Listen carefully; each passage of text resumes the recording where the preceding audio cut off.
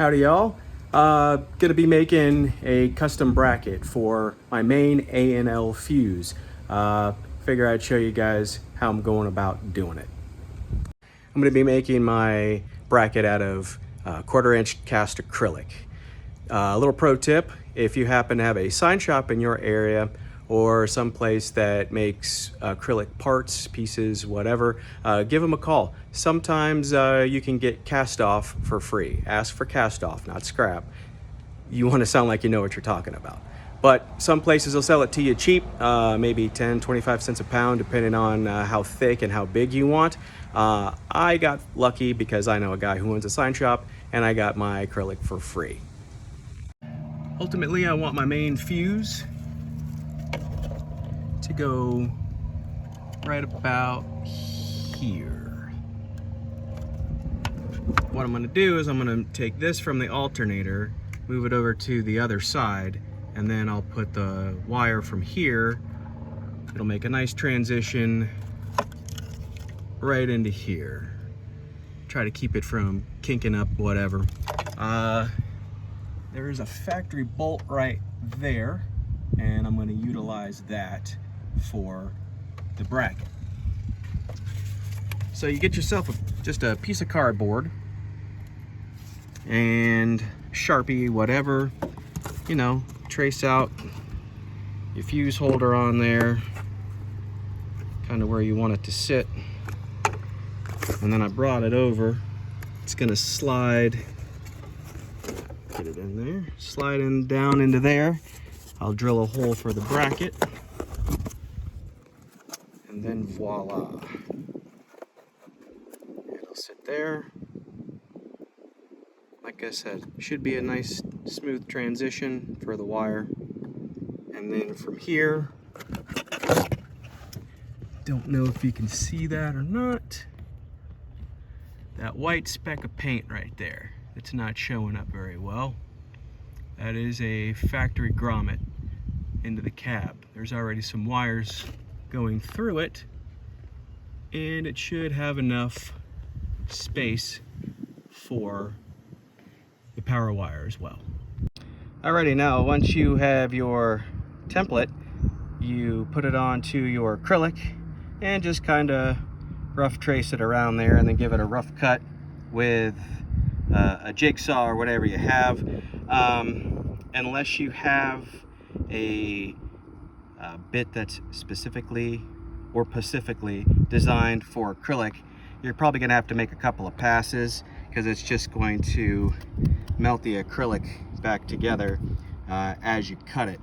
I used a metal blade, or blade designed for metal, I should say, because it has very fine teeth. I would not recommend using a wood blade.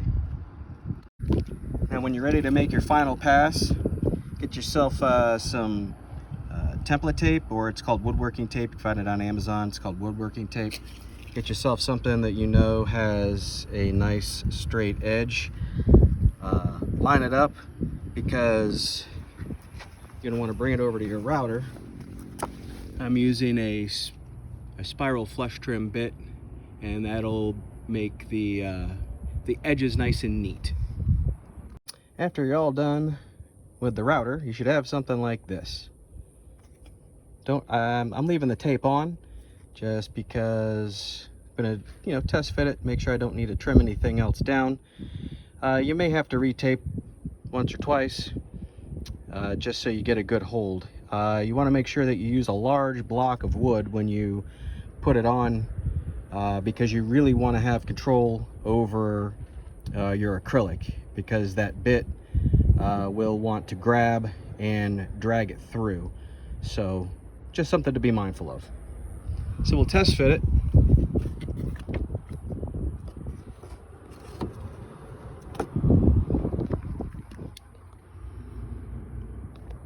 Let me swing it around here. Looks like it's pretty good. It ought to sit a little more flush right there once I get my 90 in. So anyway, that's next. Once you get to this point, you're gonna need your heat gun, and you're gonna kind of want to make an acrylic sandwich. wherever you decide you want to make your bend, sandwich in between two boards, clamp it down real good. Now, one thing to mention, if you have like the fitting for your heat gun that kind of concentrates the heat in one specific area, I would highly suggest using that. If you don't, what you can use is another piece of wood that's got a nice straight edge, and you just kind of set it in there to focus the heat.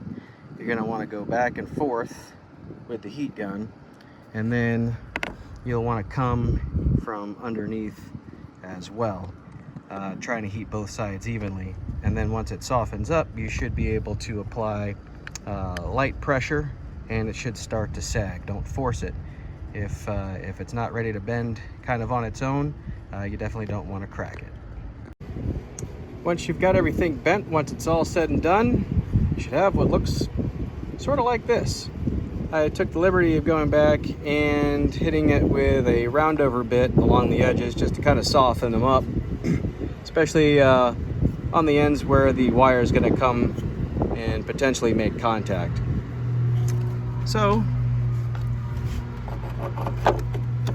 slide her on in.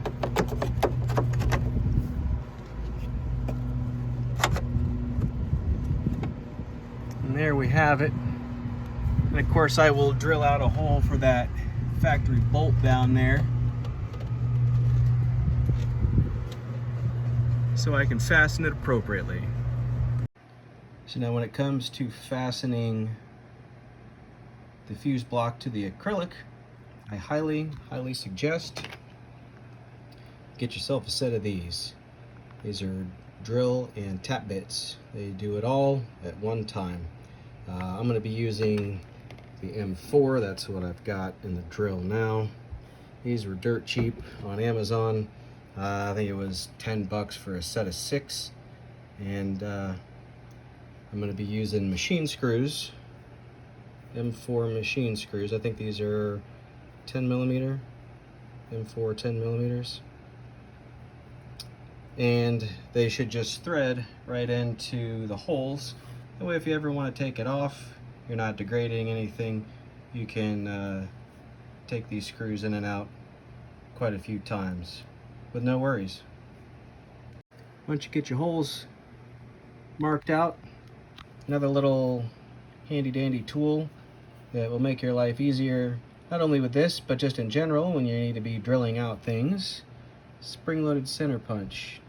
Find where you lined it up, give it a couple of little presses there, and starts the hole for your bit.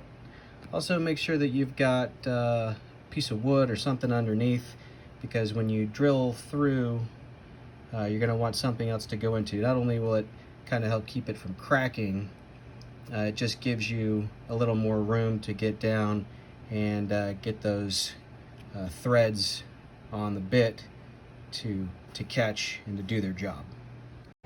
And there we have it. Nice and secure. It's not going anywhere. Just make sure that when you tighten the screws down, you're gentle with it. You know, hand tight. You don't want to be yoking down on it to crack the acrylic. But came out pretty good.